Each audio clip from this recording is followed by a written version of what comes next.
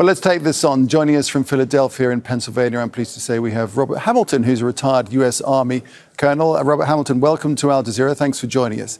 Let's just try and understand this. So Mark Kelly is not telling people to disobey orders, but illegal orders.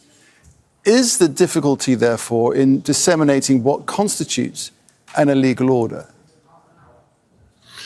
Not really. An illegal order, it's clear. It's either an order that's illegal under U.S. law, is illegal under military law, or what we call the Uniform Code of Military Justice, which is the canon, the body of military law, or is illegal under key components of international law, like the law of armed conflict or international humanitarian law, the Geneva Convention. So it's incumbent upon any service member to understand what is illegal and what is illegal, and to refuse to carry out orders that are illegal, meaning orders that violate either U.S. law, U.S. military law, or international humanitarian law.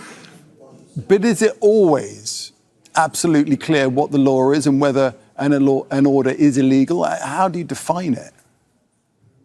Yeah, great question. So there aren't gray areas so much as there's a large body of law that I just referenced here, right? U.S. domestic law, the UCMJ, and international law. So the way we train service members to understand what's an illegal order and what's not is, so there's extensive training at every level of the training and education system in all branches of the U.S. military, from basic training to the war colleges, which are the senior education institutions that educate lieutenant colonels and colonels. So at every level, there's extensive training. There's a 1,200 plus page manual, the Department of Defense manual on the law of armed conflict that details in great specificity what is legal and what is illegal in armed conflict. And then at every level, in all military units, there is a judge advocate general. In other words, there's a military lawyer. So a commander or anyone who receives an order that he or she thinks might be illegal has a military lawyer that he or she can appeal to for a call or a decision. Right. So just to be absolutely clear, soldiers are permitted, and in some cases, I guess, required, to refuse illegal orders. They are required to. Okay. And again, the precedent for this comes from the Nuremberg Tribunal after the Second World War, when many of the Nazi military and government officials on trial, their defense was, I was following orders. In other words, I committed war crimes or crimes against humanity, but I was told to do that by my superior commander. The U.S. military, from that point forward, has made it explicit that military members have a duty to not carry out illegal orders. They have a duty to refuse illegal orders. Interesting. All right, so let's bring it around full circle to what's going on now. Next question, does the Pentagon have the right to punish Kelly over the video?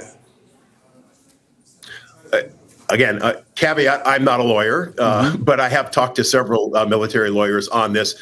Very unlikely. First of all, Kelly and the other politicians in the video were stating the obvious. They were stating that military service members have not only the right, but the obligation to resist illegal orders. They didn't specify or accuse the Trump administration of having given illegal orders, but they said they're reminding service members that they have the obligation to refuse those orders.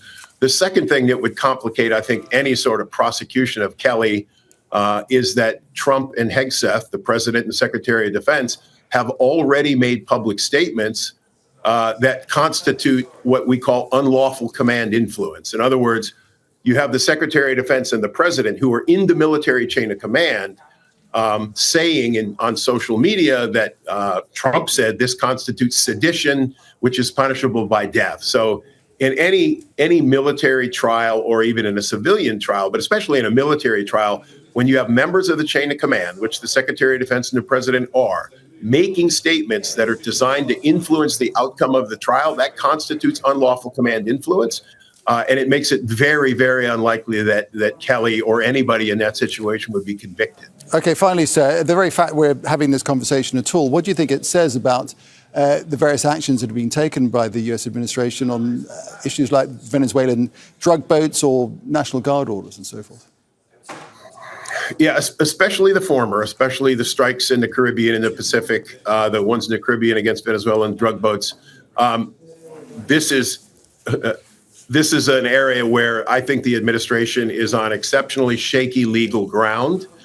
And you're starting to see Congress get more and more interested in these strikes. The problem is the administration is claiming it does not need congressional authorization to do these strikes because it's not a war. So U.S. law requires, so the president is the commander in chief and he or she can deploy the military into combat, but he or she is required to notify Congress, and within about 3 months, they have to get congressional authorization to use the military in a conflict. So the administration is arguing this is not a conflict, therefore we don't need congressional authorization. But they're also arguing that these people that they're striking are enemy combatants, and therefore, because if they're not enemy combatants, you're not allowed to kill them. If they're just drug runners or they're just smugglers, you're required to arrest them.